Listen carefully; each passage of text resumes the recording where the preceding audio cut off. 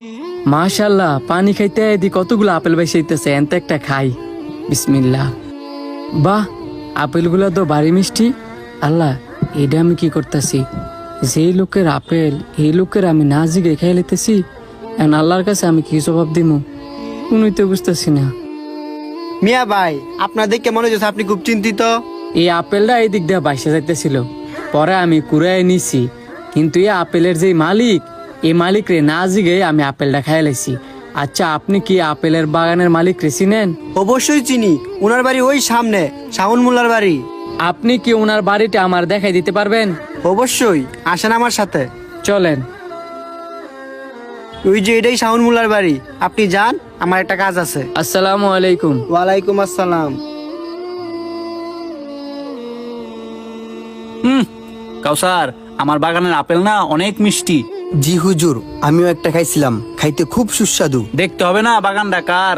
আসসালামু আলাইকুম। ওয়ালাইকুম আসসালাম। কে তুমি? আপনি আমাকে চিনবেন না, আমি একজন রাস্তার পথিক, কিন্তু আপনার কাছে আইছি আমি একটা অপরাধ করছি বলে। তুমি অপরাধ করছো? অপরাধ করো আমারও নাইছো? তা কি অপরাধ করছো কওছে শুনি।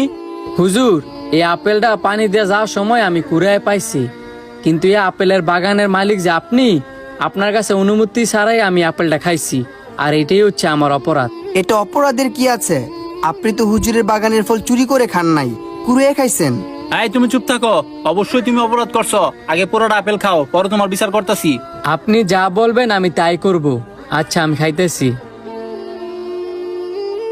আমি তো মনে মনে তোমার মতো একটা সৎ ছেলে খুঁজতেছিলাম, যাক অবশেষে তোমারে পাইলাম। হুজুর, আমার খাওয়া শেষ, আপনি এখন যা শাস্তি দিবেন তাই আমি মাথা পেতে নিব। তোমার প্রথম শাস্তি, আমার আপেল বাগানে বিনা স্বার্থে 12 বছর কাজ করতে হইব। আমার দ্বিতীয় শর্ত, আমার একটা মেয়ে আছে, আমার মেয়েরে তোমার বিয়ে করতে হইব।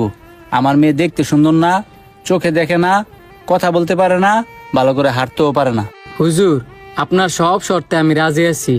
আপনার মেয়েকে আমি বিয়ে করব, 12 বছর আপনার বাগানে কাজও করব, কিন্তু হুজুর আমার কিন্তু আপনার মাফ করে দিতে হইব। অবশ্যই আমি তোমাকে মাফ করে দিব। আমি যে শর্তগুলা দিছি আগে সেই শর্তগুলা পূরণ করো, আর আজকে আমি আমার মেয়েকে তোমার সাথে বিয়ে দেব। তুমি নিজেকে প্রস্তুত করো। জি হুজুর। কাউসার, তুমি আমার বেগমের কাছে যাও, গিয়ে আমার মাকে বলো রেডি করে দিতে, আর ওকে তোমার সাথে করে নিয়ে যাও, ওর রুমটা দেখায় দাও। জি হুজুর, যাচ্ছি। আসসালামু আলাইকুম, আপনি চলেন আমার সাথে। আসসালামু আলাইকুম। ওয়ালাইকুম আসসালাম। আসসালামু আলাইকুম। ওয়ালাইকুম আসসালাম। বাবা, তুমি কি কিছু বলবা? জি, বলবার জন্যই আসছি।